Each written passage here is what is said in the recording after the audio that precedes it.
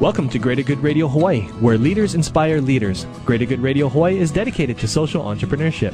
I'm your host, Evan Leong, and with me is my co-host, Carrie Leong. No employees, no plan, and no money. These were the challenges that attracted him to run the state's largest writer of workers' comp insurance. His career in the insurance business spans 30 years, making him the best man available to face this endeavor. Under his leadership, the company was able to sign 232 policies amounting to $1.3 million in premiums within its first month of operation. Please welcome to Greater Good Radio, President and CEO of Hawaii Employers Mutual Insurance Company, HEMIC, Bob Dove. Welcome to our show, Bob. Well, thank you. I'm glad to be here. So HEMIC, can you tell us a little bit more about that? HEMIC is a rather unique company for Hawaii. There are models like HEMIC around the country, but what makes us unique is we are both the residual market in workers' compensation insurance, which means that any employer is guaranteed that if they'll follow a few simple rules, they can come to us to get coverage. But we're also a competitive market, and so we compete with other mainstream insurers for workers' compensation business. And then how did you get involved with HEMIC? I was sitting in my home in Houston one day, and I had a call from a business associate who was working with the board of directors in Hawaii, and they were looking for a CEO. HEMIC had just been established, had one employee at that time. In fact, my wife, when I told her that I'd had this contact, she said, "But let me understand this.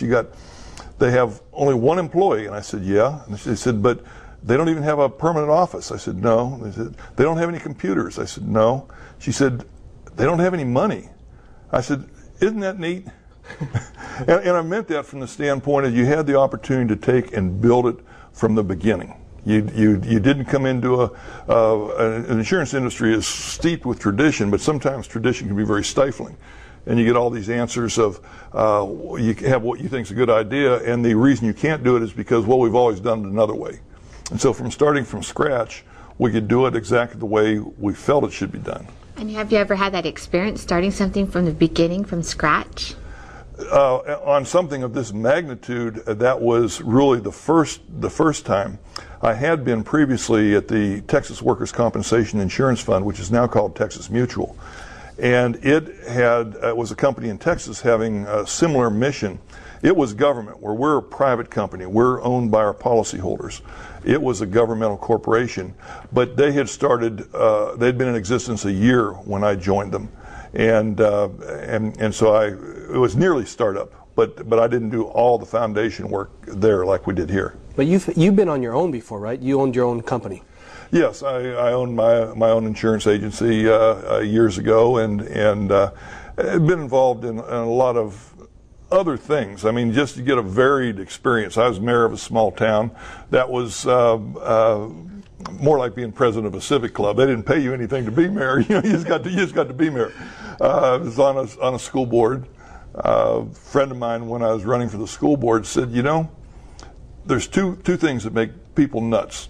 When you mess with their money and you mess with their kids. You're running for the school board, it means you're going to be messing with both of them. So I've gone into some areas that had some degree of trepidation or risk. So when you got your call from Hawaii, what ties did you have to Hawaii, and have you ever been here before? I had never been to Hawaii. Had absolutely no ties that you can't establish with watching a travel log. It was very. In fact, my wife said at the time, she said, "Hawaii," because we had never even thought about leaving Houston, and I said, "Well, it's just they need to show that they know some people in the industry. It's not a big deal. We'll, they just put my name in. Don't worry about it." Well, a week later, I was sitting in a Kinko's in the southwest side of Houston doing a video conference interview, and it was the toughest interview I've ever done.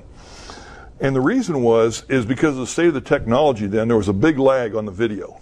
And so, like when I'm talking to you, if you seem to be enjoying the story, I can go with it, and if you're not, I can kind of segue and go the other way. But in this interview, they'd ask the question, and you'd hear the question and you'd respond to the question, and as you were responding, you would see their body language from when they were asking, and so you were always, it seemed like you were a half hour behind, but you always had this lag built in. And so you couldn't tell what kind of impression you're making, and you couldn't fit your answers to the audience because you just didn't know what was going on. And we were there were 3 people on the search committee.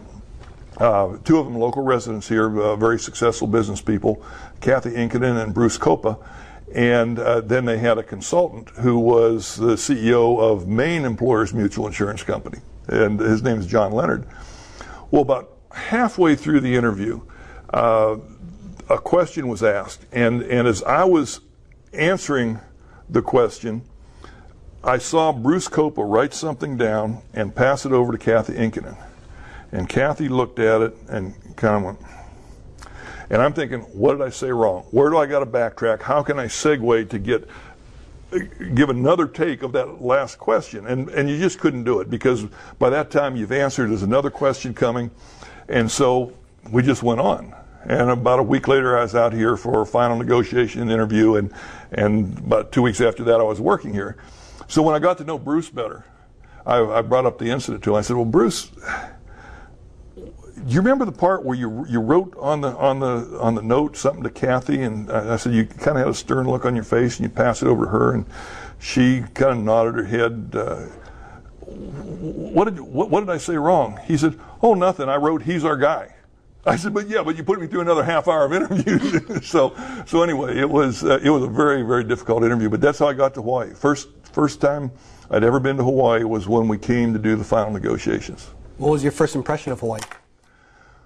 Well, obviously it's beautiful. I mean, that's the first thing. It's just you're not off the plane yet, and you see the beautiful colors of the ocean. You see the Pearl Harbor as you come in, and you have that impression.